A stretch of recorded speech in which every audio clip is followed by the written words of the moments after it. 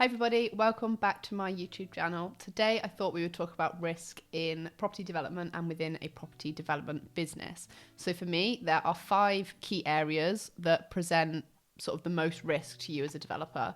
That's risk in the acquisition of a parcel of land, risk in the financing of any purchase or refinancing, risk in the delivery. Delivery could include the planning stage or the build stage, risk in general management, and then also risk in your exiting from any deal. So in order to mitigate risk, the first step in that process is identifying risk. So let's look at identifying risks in those 5 areas that I spoke about. So the first area was the acquisition. So what are the risks when acquiring a piece of land to you? So the first one is you're acquiring it at the wrong price. Now, what are the implications of this? Now, obviously, if you're, let's say, paying too much for the land, the obvious one is there's not going to be enough profit in the deal. But if you're acquiring land at too high of a price, maybe you've just overpaid because you got too emotionally involved and you kept squeezing it, or you hadn't done some due diligence, let's say, and you missed a vital cost in the deal, so therefore you thought you could pay more than you actually could. The biggest implication is that everything just gets more difficult. If you overpay for the land day one, you're constantly trying to claw back money for the rest of the deal, and you essentially close doors on options. If you get the land for a good price, you have the option of selling it once you have planning in place, and you could just take the planning profit and walk away. You don't have to build. But when you overpay for land, you close doors on options, and the whole process just becomes 10 times more stressful on what is already a stressful process, because you're essentially starting off on the wrong foot, because you're always working then from that place of trying to claw back, which when you're talking about development with the money involved and the timescales involved, that's not a nice position to be in for, that period of time. So that's the main risk of paying too much for the land. Beyond that, you'll have funding issues if you pay too much for the land. General investment issues, trying to get investors from the equity side involved will be more difficult. It can present issues for construction, because now, let's say you pay too much for the land, it may mean that you can no longer afford to pay for a main contractor and you have to subcontract, and there's ramifications of that, which I'll talk about in a second. So it just closes doors to opportunities by paying too much for the land. The second risk in the acquisition process is getting the wrong contract type.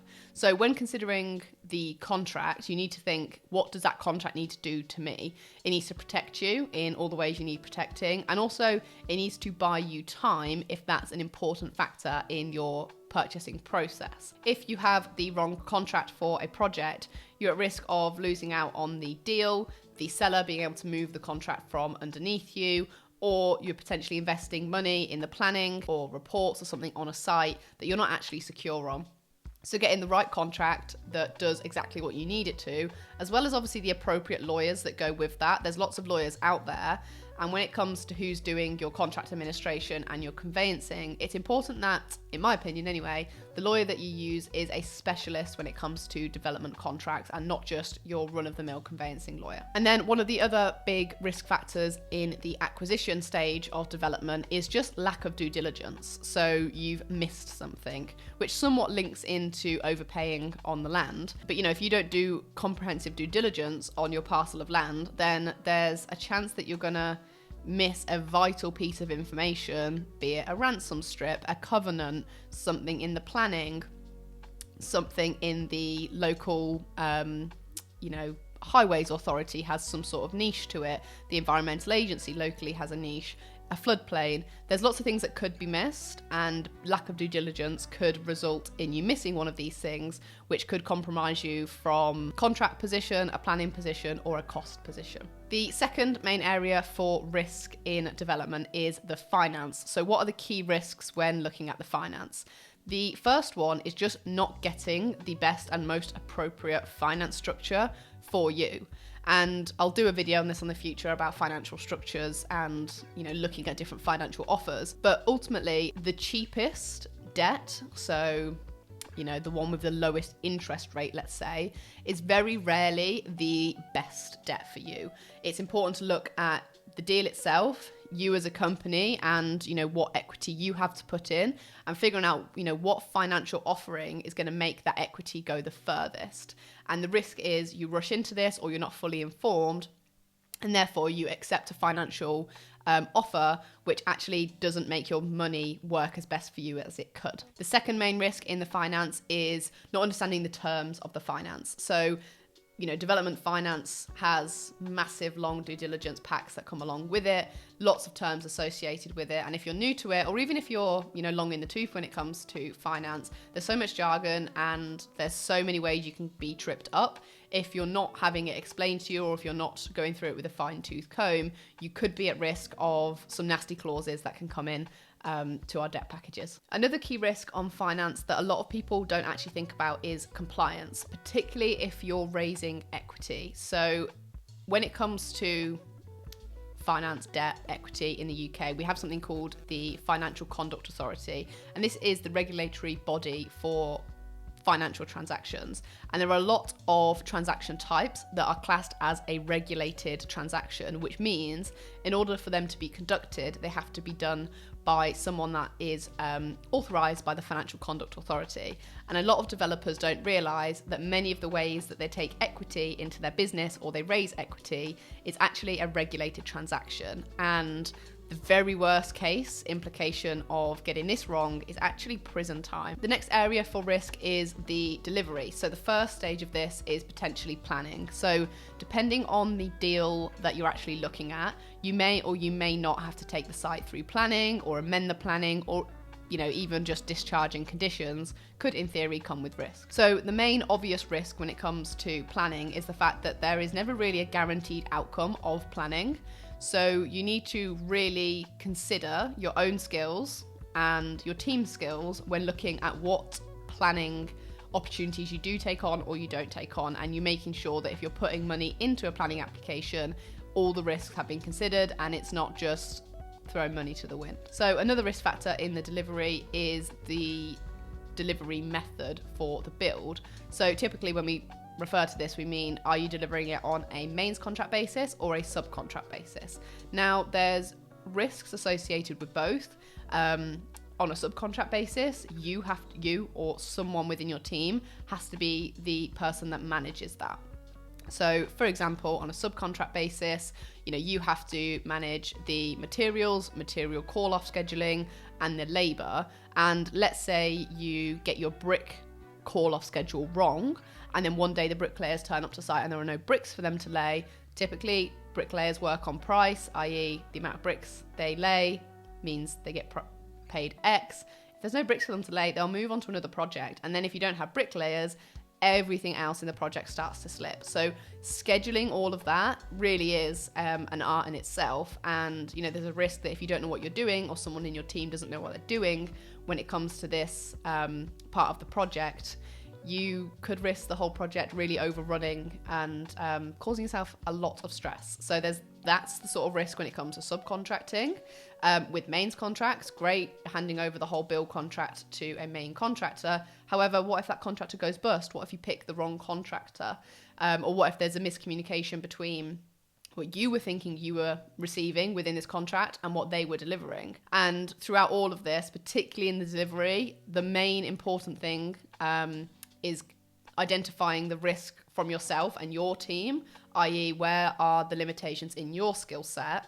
And I think that should be the main consideration when identifying risks for anything within the delivery. If you don't know, construction in and out, the main risk factor for you is construction, particularly hands-on construction.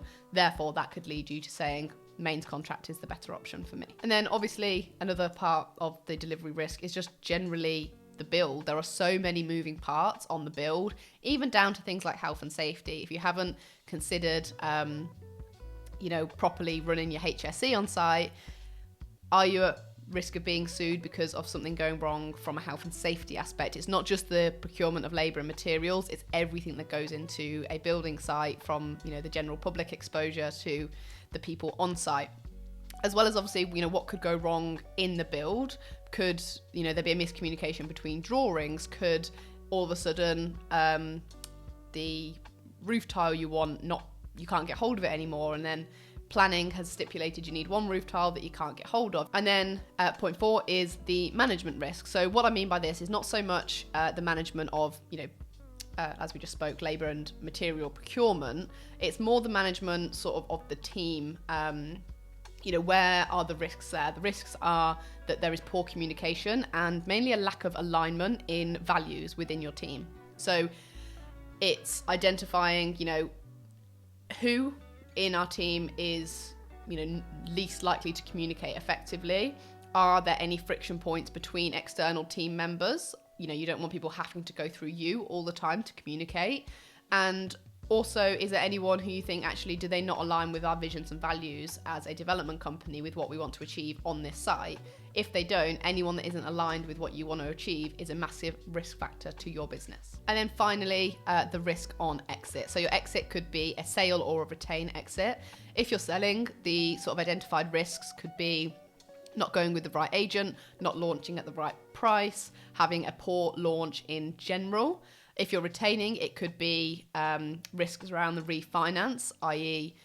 You've not looked into the finance effectively, you're not getting the debt coverage you need, you didn't understand the rental market correctly and haven't offered the right product to the rental market, essentially meaning you're ineffectively going to be able to exit that deal either on a sale or a retained basis. So now that we've identified some of the risks, how do we go about mitigating some of these risks? So back to point 1, acquisitions. The first risk in acquisitions was buying wrong. So how do we mitigate this risk? And the main one is appraisals. I can't stress how important it is for any developer to be so homed in on their skill of appraising sites. Not only their skill, but their ability to remain objective when appraising sites. Because I've probably said this before, but it's so easy to get so emotionally invested in a deal and think, just push it a little more. And all of a sudden, actually, that deal no longer stacks up. So one key exercise, I suppose, that you can do to ensure that you're remaining objective is finish your appraisal, get to the point where you're offering. And when you go to put your best and final offer in, stop, maybe take an hour away, revisit it, or if you have someone else in your team that you can put the appraisal in front of and come back to it with fresh eyes, or like I say, ideally it's a team member who's got fresh eyes, and say, if someone put this deal in front of me, this appraisal that I have created, what would I nitpick? What would I say is wrong? And if all of a sudden you come to the conclusion that the land isn't worth what the appraisal said it's worth, that's a good indication that you've got a bit carried away with your emotions. Along with that, it's understanding the market. And I think one mitigation factor for getting your appraisals correct is actually not spreading yourself too thin in terms of locations that you're willing to work in. If you say, I'm willing to look at any site in, let's say, the Midlands being a very large demographic area with so many variables within it, you're never going to get super tuned in on the resale prices or the build costs in that current market. Whereas, if you say for the next 6 months, I'm only looking at deals that fall into XYZ postcodes, this mile radius from my office, between these locations, however you want to pitch that sort of certain location you want to work in, the more you can zone in on one particular location, the more accurate your appraisals will be, and actually the quicker you can appraise deals. Also, get feed-in information from professionals around you, so be speaking to project managers, QSs, architects, builders from your network. Build a network of these people if you don't have them, to call them and say, where do we think build costs are? What was the last project you did? What would you build that for? To try and get an understanding of, what build costs are, what resales are, all those sorts of things to feed into the data into your appraisal. And then once we get our appraisal right, obviously it's important that we listen to it. I did a video all about that before, and I'll link it somewhere. We'll pop it up. Make sure you listen to your appraisal. Personally, I get very nervous about offering on a site at, let's say, market value, particularly if I've not put any buffer in things like the build cost. If my build costs are over-egged and my GDV is pretty conservative, then I don't mind maybe offering on a 22% margin, because I know there's some buffer in the other numbers. But if I've pushed the GDV as high as I think is reasonable, and my build costs are as low as I think is reasonable, if I was then to offer a 22% margin or 21% margin, for me, this is getting pretty tight, because we're around the cusp of viability for the bank. So any up or down valuation from our valuers and our monitoring surveyors could affect the lending that we get, which throws everything out of plan. But also any market shifts do directly affect us. You know, if the market drops by 5% or build costs shoot up by 10%, you've not got any buffer really built into that deal. We may have some contingency, but there's not really much buffer built into that deal to absorb those shocks. So you're quite exposed in that sense. So personally, my preference is to have things with a higher margin, even if that means I have to offer on twice as many deals in order to get the same acceptance rate, just because I know those deals can absorb any shocks in the market. So the second risk in the acquisition stage was having the wrong contracts. So I think the best way to mitigate this is to just stop and think, what do I need this contract to be doing for me?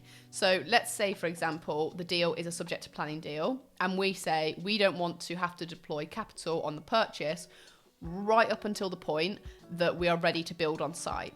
Okay, work back from that point. What does that mean? What do we need in place in order to build on site? We don't just need planning in place, we actually need our conditions discharged as well as things like the JR period being lapsed. So that might mean that our contract needs to have its completion clauses relating to not just the approval of planning, but the approval of the discharge conditions. Because if you don't stipulate that, and you just say the granting of detailed planning, let's say, that actually means that the landowner is able to issue you a notice to complete after your detailed planning is in place. And actually you could still be 4 or 5 months off being ready to break ground on site with your discharge conditions if you have to buy at that point, which would mean you'd have to deploy capital ahead of when you initially planned, or absolute worst case, your capital wasn't ready and you lose out on the deal. Also, a really good thing on the contracts point is having assignable contracts, because as I mentioned, it's nice to have options throughout your deal. And if you've purchased something at the right price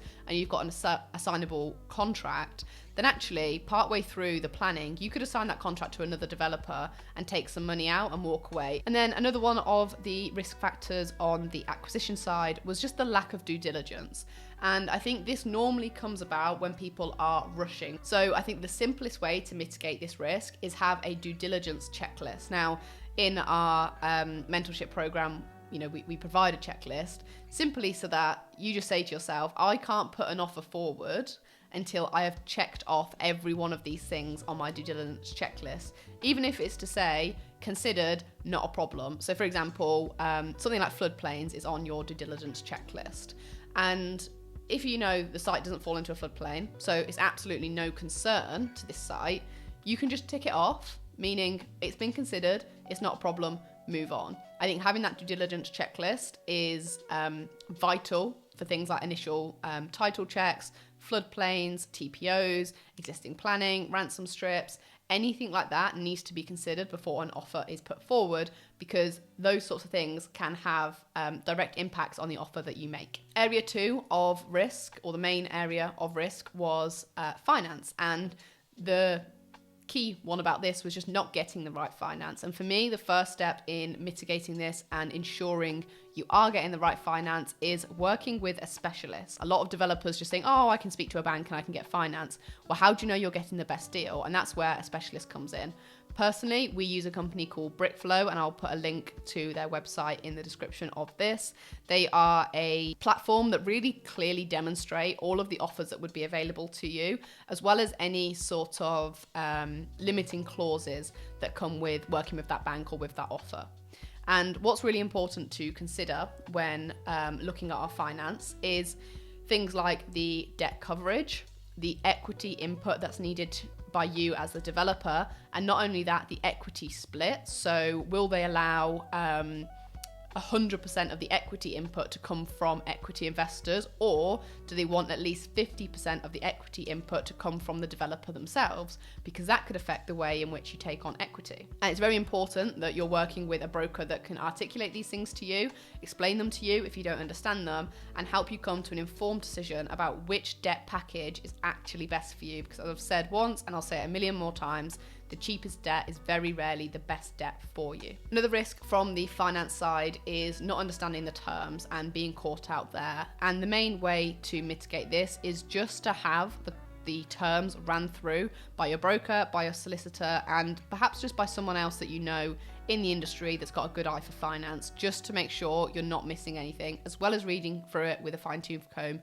yourself to make sure, one, you've read it all in detail, two, you understand it. And what this means is if there are any clauses or phrases you don't understand, you ask those questions to your broker, to the bank, and to your solicitor. And once you have identified any of the clauses that do put you at risk, you make sure you are fully informed about those risks, and then you can make decisions based on that. So the next risk area is the delivery.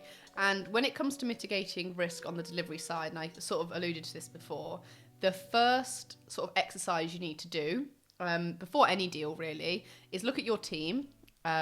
First of all, your in-house team. Is it just you, or is it you business partners? Have you got people working for you? And identify what are the strengths that you have within your business, i.e., for example, in Newman Rose, I've got excellent planning knowledge and pretty good construction knowledge. Tyler's got excellent finance knowledge. So we know our strengths, and then it's identifying, where are the main weaknesses. And for me, contract administration is a weakness. I know that I don't like looking at contracts as much, and because I don't like it, I'm less likely to do it well. So, that's a weakness for us. So when it comes to thinking, who do we hire and who do we work with on a contracted basis, it's important you pick people that particularly complement your weaknesses, because that means when you look across your whole team for the delivery, you're covering all bases, essentially. So first stage of delivery is the planning stage. So the first step is to have a very honest conversation with yourself about your own planning knowledge. And if you don't have good planning knowledge, either you need to bring someone into your team that does, or work with them on a contract basis that does, so that any site you take on, you can get a good view on the planning chances of that site, so that you're asking the right questions and you're looking at the right opportunities and not wasting time or money. When it comes to mitigating risk on the procurement side, again, it's looking at your strengths. So, if you've got great knowledge of construction, then for you, subcontracting is naturally way less risky than it is for someone who doesn't have that excellent in-depth knowledge, and therefore subcontracting could be a great route for you. However, going down that step by step, consequences of therefore type thought process, if you do subcontract, what does that mean for your time? Is there a risk on your time by having to be the one that manages, the ordering of screws? Is that best use of your time? Probably not. So there's always a risk that you're not, there's the direct impact of this is a good skill set I have, but actually is there a risk factor to the overall business because all of your time is tied up in the delivery of just one project. Whereas when it comes to working with a main contractor, there is risks in the fact that the contractor could go bust and you have literally all your eggs in one basket with a main contractor. So how do we mitigate this risk? We have our employer's agent vet the contractor in detail. Also, the bank often has good due diligence around the contractor and contractor requirements. And normally if the bank's happy, that's a very good sign as to the health of the contractor. There is risks with not having aligned expectations on the product you're going to receive. And that's where having a very clear tender pack is really important, with detailed drawings and spec lists. So we know exactly between ourselves and the contractor, and actually this applies to subcontractors as well, any package that you place, it's very important everyone knows exactly what is expected to be delivered for what price. The great thing about having these clear tender packs as well also helps mitigate risk on the quoting side, because one mistake some people make is they go with the cheapest quote when actually they haven't even took a step back and said, are all the quotes that I've had in apples for apples, as people often say? Is that quote like for like? Because if there is a misalignment on what was expected, or the spec level or quality level between the two people that are quoting, the chances are you may go with someone cheaper, but actually they're giving you a subpar product to what you were expecting. So having very clear tender packs helps mitigate risk on the just disappointment side, but also getting the best value side. In terms of mitigating risk on the delivery, sometimes bringing someone in to support you, depending on your own skill set. That could be a general project manager or site manager, or someone more on the contract administration, to make sure across all the areas of the build, the on-site, managing deliveries, managing workforce, the procurement and the call-off schedules, as well as things like the correct contracts, insurance and health and safety on site. Across all these things, between you and, let's say, another, you have all these bases covered. In terms of general mitigation for the build, having a clear drawings packs, several of these around site, laminated drawing schedules, clear working drawings for everything, so M&E drawings for your electrical layouts, all of which have been thoroughly thought through and signed off. Having these readily available to everyone, so again, everyone knows exactly what's expected, everyone's aligned on vision, means that you don't risk turning up to site one day and going, why is that wall there, or why is that plug there? That's not what I wanted X, Y, Z. Just having that clear communication with everyone on site, and clear drawing packs and spec packs and product numbers available, and paint codes and things like that, even if it means starting on site a month later because you're taking time to prepare all these documents, that can save you a lot of time in the long run, not having to rectify things, and of course money. Another great way of mitigating risk in the build process is having a sign-off procedure. So this can be great for quality control, as well as just generally trying to spot errors. Is saying that, before XYZ can progress to the next stage, there has to be a clear sign-off procedure, be that by your site manager, by your QS, your employer's agent, or even yourself. You might say things like, cavity walls can't be closed up before there's been, clear inspections. Things like this happen for building control anyway, but to add extra layers of sign-off, can really help with risk mitigation and quality control, although having too many can also stall the project. So it's making sure that they're achievable and deliverable without causing delays to the project. But adding them in, and again, articulating that clearly so that everyone knows what's expected, is a really great way to manage risk on the project. Another thing I think is helpful is actually having a decision-making parameters on site. So let's say you have a site agent, a site manager, and you can't be on your project every day. Perhaps you have another job, or you've got multiple projects on the go. What you don't want is bottlenecks on site, whereby everyone's waiting on you to answer questions in order to move things forward. And what I would say is, if you can get a good site manager and agree decision-making parameters with them, i.e., what my expectations would be, what my quality expectations are, what the design goals are of this project, give them parameters, and essentially they make decisions in your absence within those parameters. If that's been clearly aligned, then the chances are 8 times out of 10 they're going to make the same decision that you would make, and the chances are those 2 out of 10 that aren't the exact same decision that you'd make aren't going to make the project go completely wrong. It just may not be the way you have done it, and we all know there are more than one ways to get from A to B. So having that decision-making parameters clearly set out with the person that's in control of that site, even the contractor, for example, is a really great way of keeping things moving smoothly and in a way that you would want them in your absence. The next risk area is our management. And as I said, this is more not, materials management, this is people management, essentially. And really the main way of mitigating risk here is just communication. Communication is key. So setting out, what are your expectations for communication? How often do you expect to be updated? Do you have things like tracking documents? I think these are so vital so that everyone knows exactly what's required, what the next steps are, and who's responsible for what. And ideally, these are in a live location, meaning they're on like a Google Drive or something similar, whereby 2 people can be in it at once, making updates, and they show live on other people's screens, so nobody runs the risk of working on an old or out-of-date document. Everyone's working on an up-to-date document and can see the daily changes. Having that expectation that, the tracking documents are followed and the communication is clear can really help keep the project moving. And then I think the most important thing for management is alignment. You'll hear me say it a lot because it's so important. And if you can identify someone that doesn't align with your goals and aspirations, be it we want these houses to be the best quality houses that are available to buy in this town. It's quite a simple objective, but if not everybody is aligned on that, down to the bricklayers, the carpenters and the electricians, then the work they produce isn't going to reflect what you're trying to achieve. If they are aligned with your vision, then the work they produce is going to reflect your vision. So you will then achieve the best product in that market. Whereas if you've got someone that's like, I don't really care, then their work will reflect that. So I think managing your team and mitigating risk on the management side comes from effective communication, clearly articulating your expectations, and then ensuring everybody is aligned to the same objectives. And then we have our risk on the exit and how we mitigate that. So let's say we're looking to sell. How do we mitigate risk? I think the first one is picking the correct agent.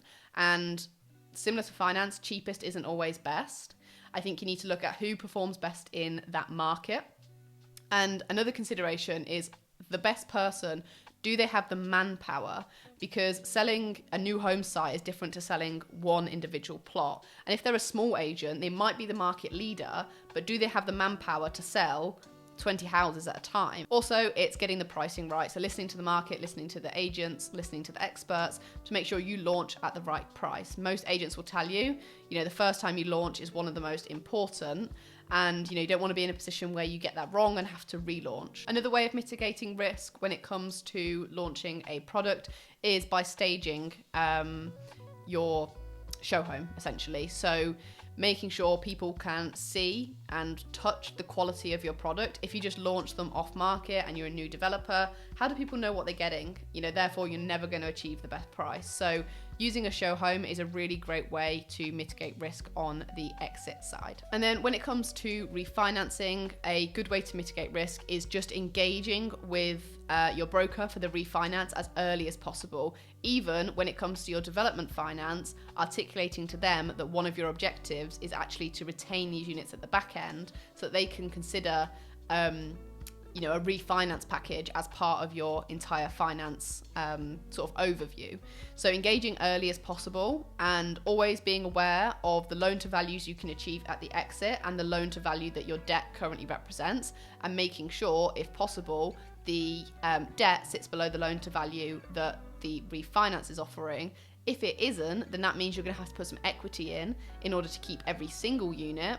So make sure you raise that equity early, or be aware that you may need to sell some of the units in order to bring down that debt into the range that the refinance can cover, in which case you may be able to retain, say, 60% of the units. Also, a really great way of mitigating risks on the refinance is making sure you are building a product that is going to achieve the best rental values. In some markets, this will be small apartments. In other markets, this might be small townhouses. And it's doing that due diligence early on in the design stage to make sure you are catering to that market need as much as possible, because the market need for rent is different to the market need for purchase. So I hope that video has been useful to you guys, looking at some of the risks and mitigation strategies within development. As always, if there's any topics you want me to cover, comment them below and I will do my best to cover those. In the meantime, don't forget to like and subscribe, and I'll see you in the next video. Bye guys.